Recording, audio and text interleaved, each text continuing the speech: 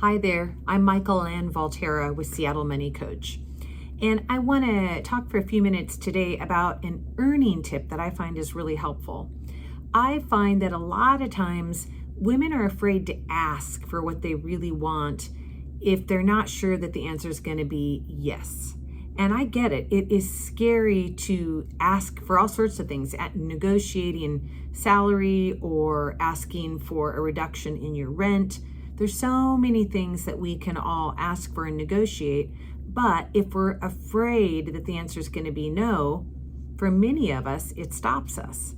The problem is you cannot control the result. You just can't. And so one thing that I think helps is if we change our definition of success from, hey, it worked, or, oh, it failed, no, it didn't. Instead of our definition of success being it worked, what if your definition of success was you asked? And then what if whether you got it or not was the second success?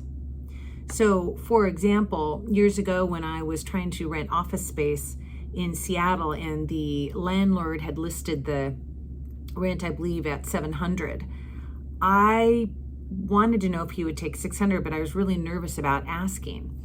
And so what I do to make myself feel better is I have a little bowl on my desk, and it is full of what I call first successes. So these little polished rocks, because I loved polished rocks as a kid. I was a kid that was always polishing rocks in the attic rock tumbler, So now every time I get my guts up and I ask for something, whether it's I'm negotiating, fees, or it could be I'm buying furniture at a used store, or whatever it is.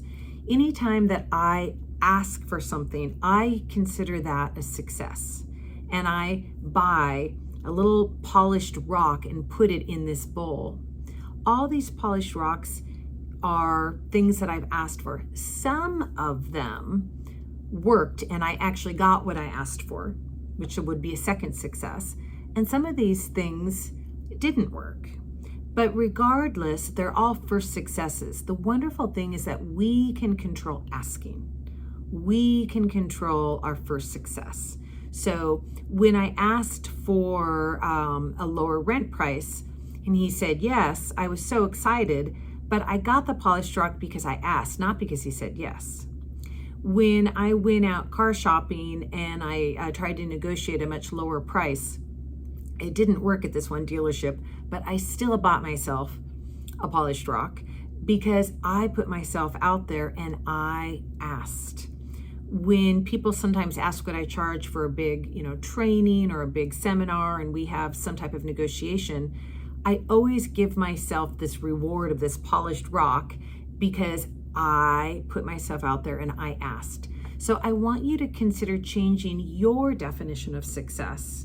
Every time you stand up for yourself and ask for something that you want, you are successful. Even if it doesn't work, you are successful. I would love you to think about what's a great object for you to buy, just a small token so that you can collect your own bowl of first successes. Hope that's helpful. My name is Michael Ann Valterra, and I'm at seattlemoneycoach.com. Thanks.